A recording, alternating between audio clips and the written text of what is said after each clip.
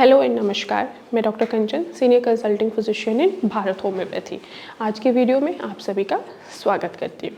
आज के वीडियो में मैं आप सभी से बात करने वाली हूँ थायराइड और उनके सिम्टम्स के बारे में कि आखिर थायराइड क्या होता है और उसके सिम्टम्स क्या नज़र आते हैं हमारे बॉडी पे।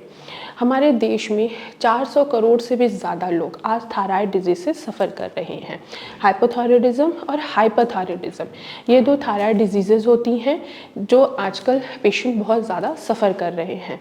जिनको भी थायराइड की प्रॉब्लम आती है, अगर वो प्रेग्नेंट हैं तो उनमें क्या आपको नज़र आता है कि उनके बेबी का जो मेंटल और फिज़िकल ग्रोथ प्रॉपर तरीके से नहीं हो पाता है।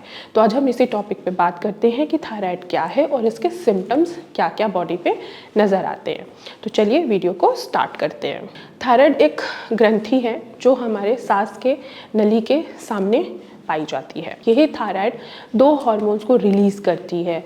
मोस्ट इम्पॉर्टेंट हार्मोन्स होते हैं, यानी कि थायरॉक्सिन, T3, T4 हार्मोन को रिलीज़ करती है और मेटाबॉलिज्म को कंट्रोल भी करती है। जब हमारे बॉडी में थायराइड हार्मोन थायरॉक्सिन यानी कि T3, T4 का लेवल बढ़ जाता है तब पेशेंट हाइपोथायराइडिज्म से सफ़र करता है। और वहीं अगर T3, T4 का लेवल यानी कि थायरॉक्सिन हार्मोन का लेवल बनना कम हो जाता है, यानी कि सिक्रीशन कम हो जाती है, उसको हाइपोथायराइडिज्म कहा जाता है।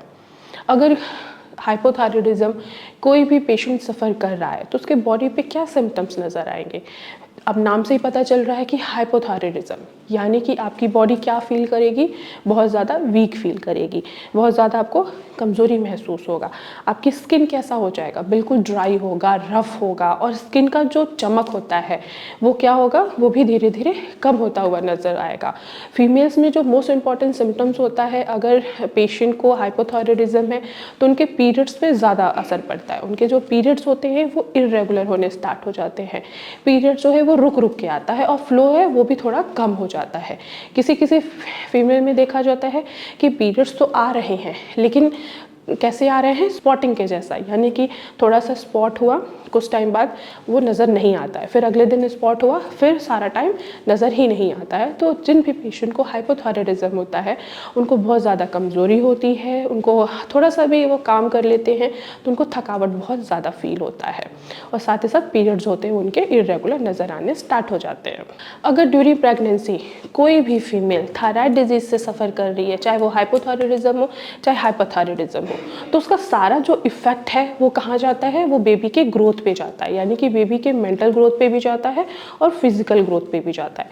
तो डॉक्टर उनको सजेस्ट करते हैं कि आपको थायराइड की मेडिसिन लगानी पड़ेगी। क्यों? क्योंकि अगर आप थायराइड की मेडिसिन नहीं खाएंगे तो जितना भी साइड इफ़ेक्ट है वो आपके बेबी पे ही जाएगा।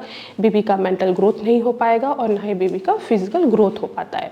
तो इस कंडीशन में ड्यूरिंग प्रेगनेंसी अगर किसी भी पेशेंट को थायराइड की डिजीज़ है तो उसको डायग्नोस करने के लिए हम डॉक्टर्स उनको टेस्ट कराते हैं। अब वो टेस्ट कौन सा होता है, थायराइड प्रोफाइल होता है, जिसमें T3, T4 और TSH का लेवल हमें पता लगता है। अब सवाल आता है कि TSH क्या है। TSH एक हार्मोन है जो हमारे माइंड को रेगुलेट करता है और थायरॉक्सिन हार्मोन T3, T4 को कंट्रोल में करता है। हाइपोथायराइडिज्म के केस में T3 और T4 हार्मोन्स का लेवल कम हो जाता है और TSH का लेवल बढ़ जाता है। इसके लिए हमें क्या करनी होती है, ट्रीटमेंट, तुरंत ही ट्रीटमेंट स्टार्ट करनी होती है, यानी कि थायराइड की टैबलेट्स लगती है। वो बॉडी के वेट और कितना आपका थायराइड का लेवल जा रहा है उसके ऊपर डिसाइड होता है कि आपको कितने mg की मेडिसिन आपको प्रोवाइड करनी है। अगर कोई भी पेशेंट थायराइड डिजीज़ से सफ़र कर रहा है तो उसके मन में ये सवाल आता है कि हम ट्रीटमेंट ले रहे हैं तो हम ऐसे कौन सा डाइट फॉलो करें जिससे हमारा थायराइड का लेवल मेडिसिन लेने के साथ साथ डाइट फॉलो करने के साथ साथ भी हमारा लेवल जो है वो कंट्रोल में आ जाए और हमें इन फ्यूचर कभी भी थायराइड के मेडिसिन लेने की ज़रूरत ना पड़े। तो मैं आप सभी से यही कहूँगी कि ऐसे फूड आइटम कंज्यूम करें जिससे आपके थायराइड का लेवल कंट्रोल में आना स्टार्ट हो। जैसे कि काफ़ी लोग क्या करते हैं, उनकी लाइफस्टाइल बहुत ज़्यादा चेंज हुई होती है।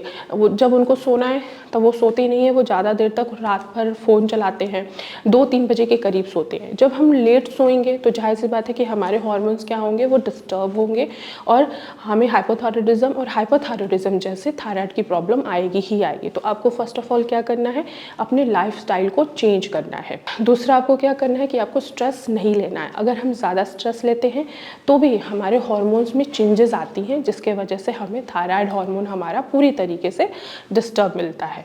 तो आपको स्ट्रेस भी नहीं लेना है। तीसरा आपको अपनी डाइट पे फोकस करना है। ना ही आपको ऑयली फूड ज़्यादा खाने हैं, ना ही आपको फास्ट फूड ज़्यादा कंज्यूम करना है। फास्ट फूड जैसे कि हमारा पिज़्ज़ा हो गया, बर्गर हो गया, ऐसी चीज़ें आपको टोटली अवॉइड करना है। आपको ग्रीन लीफी वेजिटेबल्स और फ्रूट्स अपने डाइट में शामिल करने चाहिए, जिससे आपके हार्मोन का लेवल बैलेंस में रहे और थायराइड होने के चांसेस ही ना आए। अगर कोई पेशेंट थायराइड से सफ़र कर रहा है तो आपको डाइट, एक्सरसाइज, ये चीज़ें आपको फॉलो कर सकते हैं और अपने थायराइड को कंट्रोल कर सकते हैं। तो आज के वीडियो में बस इतना ही। फिर मैं मिलूँगी नेक्स्ट वीडियो में। तब तक के लिए धन्यवाद।